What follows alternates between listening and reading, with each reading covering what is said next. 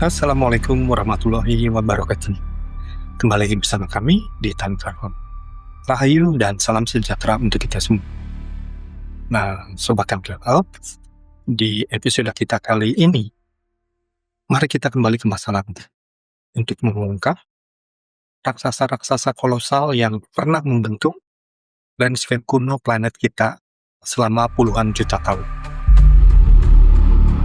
Menjelajahi kemunculan sebuah formasi luar biasa yang menjulang tinggi melampaui batas langit dan bumi selama masa pembentukan superbenua Nuna dan Gondwana.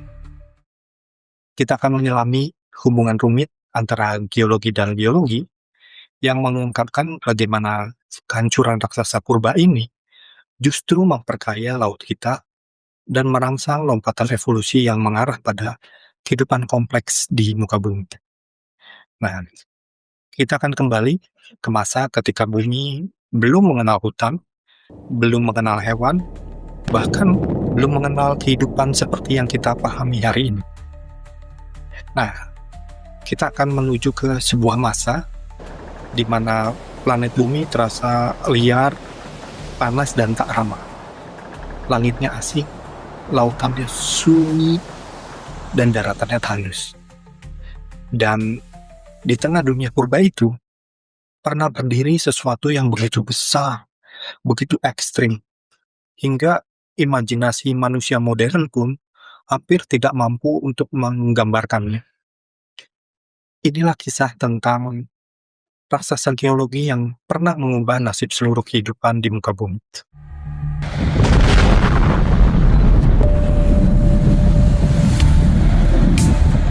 Hari ini, kita hidup di dunia di mana pegunungan Himalaya dianggap sebagai atap planet ini. Nama-nama seperti Gunung Everest, K2, dan Annapurna selalu mengundang rasa takjub, namun juga sekaligus rasa gentar. Puncaknya menembus awan. Udara di sana begitu tipis, hingga manusia harus membawa oksigennya sendiri. Suhu dingin bisa membunuh dalam hitungan jam, bahkan lebih cepat lagi. Dan bagi kita, itulah definisi tertinggi dari sebuah gunung. Namun, jika kita memperluas perspektif kita ke dalam waktu geologis yang jutaan hingga miliaran tahun, semua definisi itu hanyalah catatan kecil dari tiang-tiang benua yang ada di bumi. Bayangkan dunia sebelum dinosaurus, sebelum pohon pertama tumbuh, sebelum tanah dipenuhi kehidupan. Di masa itu, bumi pernah menciptakan sesuatu yang jauh melampaui Himalaya, sesuatu yang begitu besar, sehingga jika dibandingkan, Everest hanya terlihat seperti tonjolan kecil di permukaannya. Inilah yang disebut super mountain, pegunungan super. Bukan satu puncak, bukan sekedar gunung, melainkan jaringan pegunungan raksasa yang membentang ribuan kilometer tanpa putus. Panjangnya bisa mencapai lebih dari 8.000 km, setara jarak lintas antar benua. Dan ketinggiannya diperkirakan mencapai 12 hingga 15 km. Artinya, itu hampir 2 kali lipat dari Everest. Puncaknya bahkan menembus lapisan atmosfer atas, masuk ke wilayah yang hari ini bahkan sulit dijangkau pesawat komersial. Ini bukan lagi puncak, ini adalah dinding planet. Pegunungan super tidak lahir secara perlahan. Maka tercipta dari kekuatan paling brutal yang dimiliki planet ini, tektonik lempeng. Bayangkan dua benua raksasa bergerak saling mendekat selama jutaan tahun tanpa bisa berhenti. Ketika akhirnya bertabrakan, tak ada yang hancur begitu saja.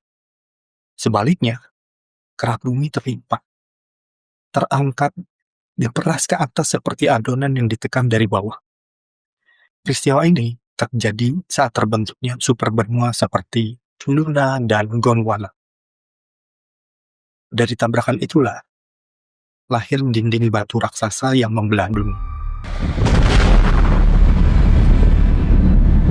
Sekarang, bayangkan sobat time travel berdiri di puncak pegunungan super itu. Tidak ada suara, tidak ada kehidupan. Udaranya begitu tipis, hampir seperti ruang hampa. Tekanan yang mendekati kondisi di planet Mars. Radiasi matahari menghantam langsung tanpa perlindungan atmosfer yang tebal. Suhunya turun jauh di bawah titik beku, lebih dingin dari kutub modern. Langit di sana tidak lagi biru, melainkan gelap keunguan gitu. Ini bukan lagi puncak gunung. Ini adalah batas antara bumi dan luar angkasa. Dan tidak ada makhluk hidup yang mampu bertahan di sana. Namun justru, dari tempat paling mematikan itu, kehidupan di bawahnya mulai berkembang. 2 kali dalam sejarah. Fenomena ini tidak sering terjadi.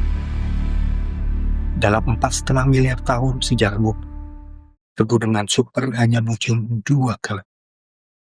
Pertama, pada era superbenua Nuna, sekitar 1,8 hingga 1 miliar tahun yang lalu.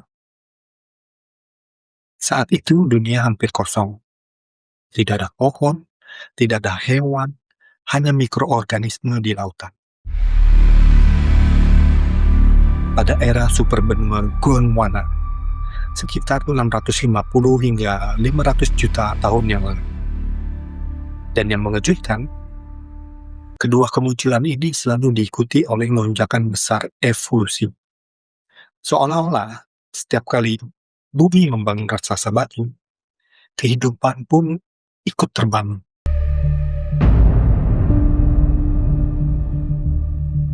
Rahasia sebenarnya bukan pada ketinggiannya mereka, melainkan pada kehancuran mereka. Pegunungan super menjadi sasaran empuk kekuatan alam. Hujan purba, angin ekstrim, suhu yang beku, dan gletser raksasa.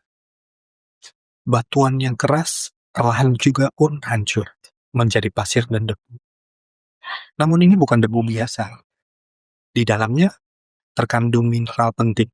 Ada fosfor, besi, kalsium, bahan dasar pembentuk kehidupan. Pegunungan super pada dasarnya adalah pabrik nutrisi raksasa. Material dari gunung di bawah sungai menuju ke laut.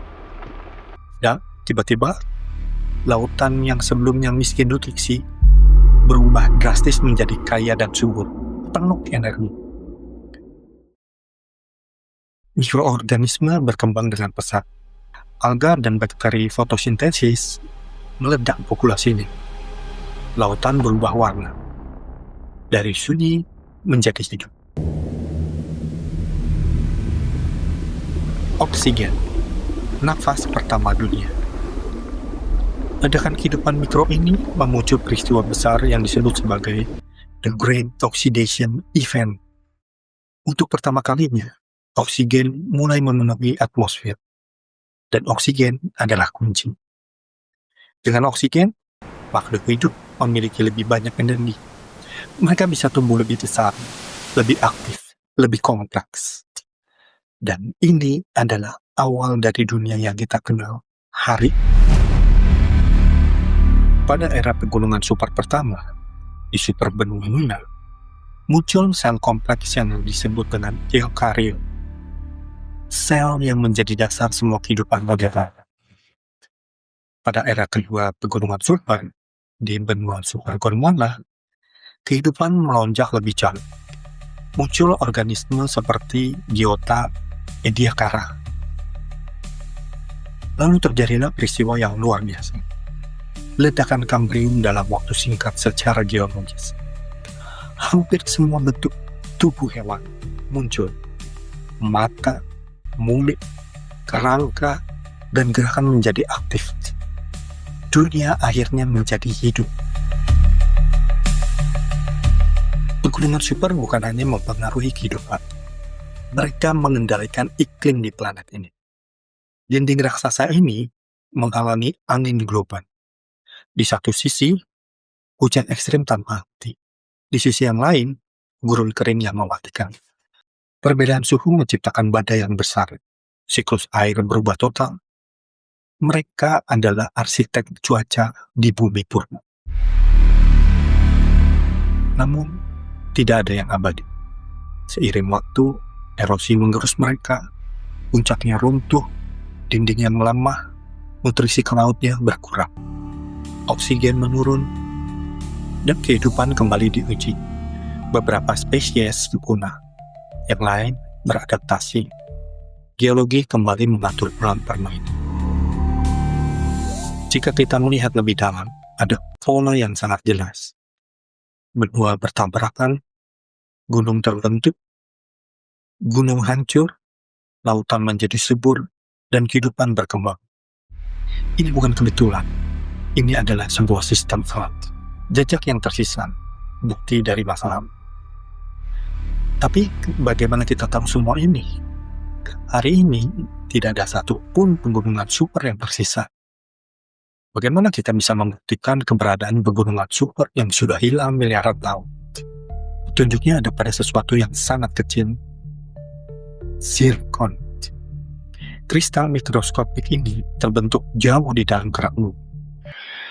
Mineral ini menyimpan jejak kimia tekanan yang ekstrim dari kedalaman pegunungan super raksasa. Dan ketika para ilmuwan menelitinya, mereka menemukan buktinya ada. Pegunungan raksasa yang pernah ada di dunia. Akhir dari sebuah era. Akankah pegunungan super muncul lagi di masa yang akan mendatang atau di masa kini? Kemungkinan besar tidak. Bumi kini lebih dingin, lebih stabil, energi tektoniknya melemah. Pegunungan Himalaya mungkin adalah sisa kejayaan terakhir dari masa itu. Pegunungan super ini bukan sekedar gunung ya. Mereka ini adalah mesin kehidupan. Dari mereka lahir nutrisi, lahir oksigen, yang hingga sekarang masih bisa kita nikmati. Lahir kompleksitas.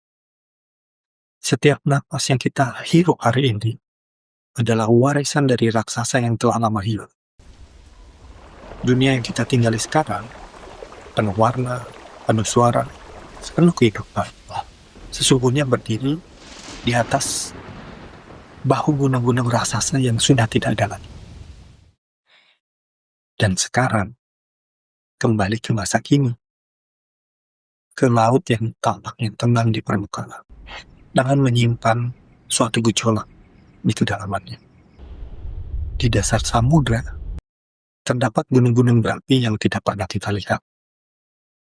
Gunung berapi bawah dari celah-celahnya, lava panas terus keluar, bertemu langsung dengan air laut yang dingin. Dan di titik pertemuan ekstrim itu, terjadi sesuatu yang luar biasa. Mineral, panas, energi, bercampur menjadi lingkungan yang sangat mirip dengan kondisi awal kehidupan di muka bumi.